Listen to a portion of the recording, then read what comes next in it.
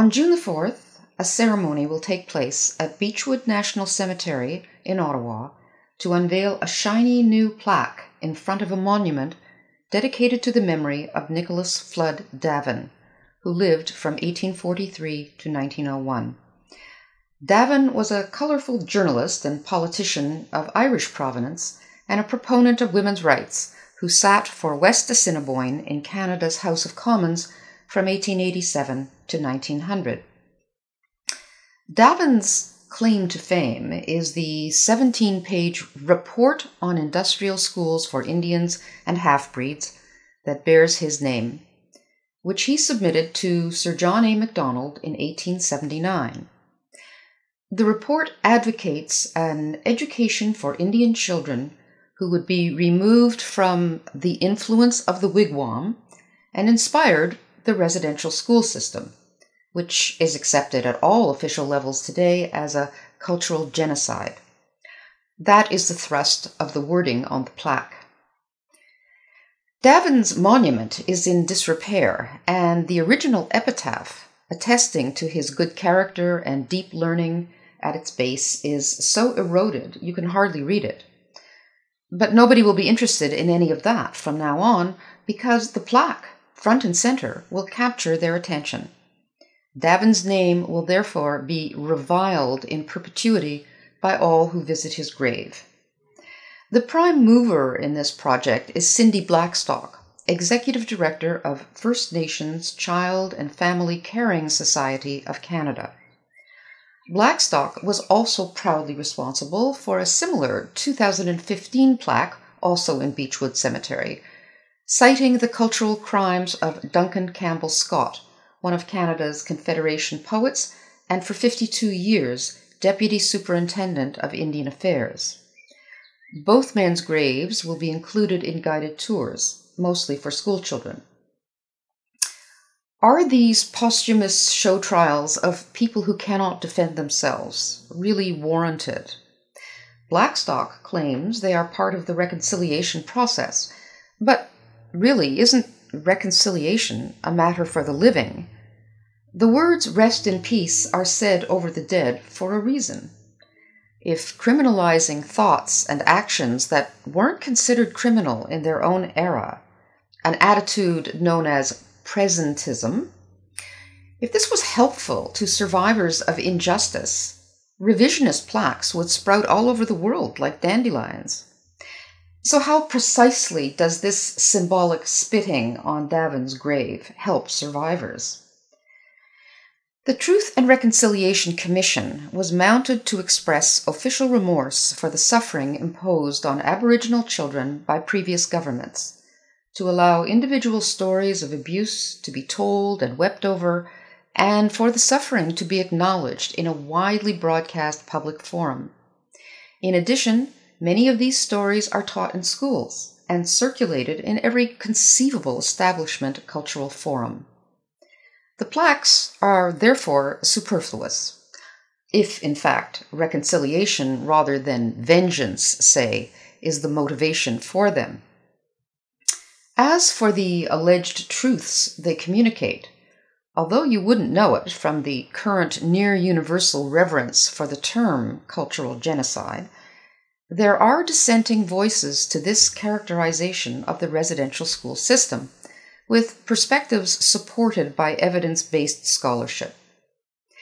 The Davin Report, for example, was the product of Davin's 6-week sojourn in the U.S. with the Bureau of Indian Affairs, who, concerned over the decimation of buffalo herds and the terrible effects that would have on American natives, had instituted Indian industrial schools in order to give Indians the vocational skills to survive in a post-subsistence age. These institutions appeared to be effective, and Davin, similarly concerned for Canadian Aboriginals, recommended that more government funding be allocated to centralize and improve on the meager schooling already being provided by missionaries on some reserves. It seemed like a good idea at the time. That's a refrain we usually hear accompanied by a tone of merciless mockery and derision. And yet, that's exactly what it did seem like. A good idea. Because the alternative to educating Native children en masse in an organized way, as food sources or traditional forms of employment like the fur business phased out, was to watch the slow death of their pre-literate communities. Many other worthies of the day believed in the residential school system, and they too are paying a posthumous price for what was considered crisis management in their era. People like Hector Louis Langevin, a father of Confederation, supported them. So there is a movement to have his name removed from the building that houses the Prime Minister's offices. There is also a push to change the name of Ryerson University because Egerton Ryerson believed residential schools would, quote, combine basic learning suitable for the common person, training in agriculture or trades, and large doses of religion. Such statements sound patronizing and insulting today, of course, but paternalism is a far cry from crimes against humanity of which these men stand accused. People like Davin, Scott, and Ryerson believed that cultures should evolve as their own culture had. I myself belong to an indigenous people that has evolved over thousands of years, and one that for survival learned to assimilate into other societies without losing its core identity. It can be done. And because of my history, I carry in my cultural DNA a litany of my people's ethnic cleansing, forced exile, immigration bans, like the one imposed in Canada from 1933 to 45, and actual genocide fueled by hatred. I think I am pretty well placed to see the difference between actual hatred and the cultural chauvinism guiding references to Aboriginal people as savages and which inspired the residential schools. Davin thought he was a benefactor. He neither envisaged or recommended the human damage that followed in the wake of his recommendations. That's why the harms that were inflicted in residential schools are called abuses of the system, while Auschwitz was the system.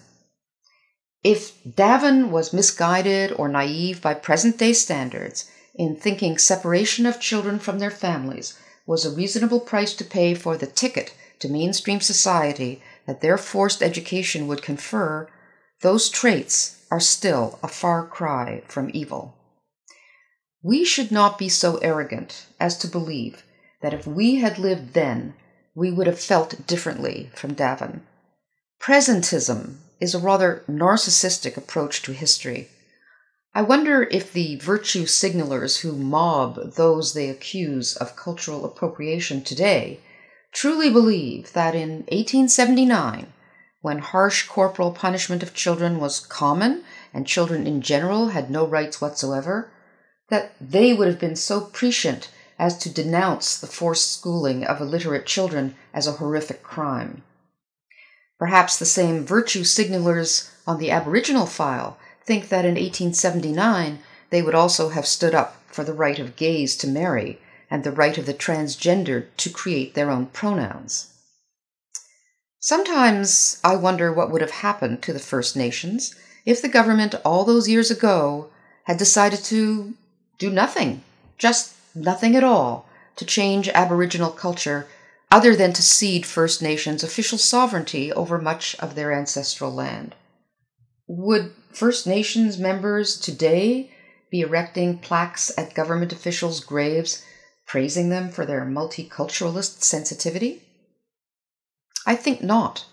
I think they would hate the white man even more for the sin of ignoring Aboriginals' declining prospects than they do now for the sin of forced assimilation. But we would not know that, because Aboriginals would not share a common language with us in which to express their resentment. Perhaps this is something activists should consider during their triumphal festivities on June the 4th. Thank you for watching. To see more Rebel videos, click subscribe.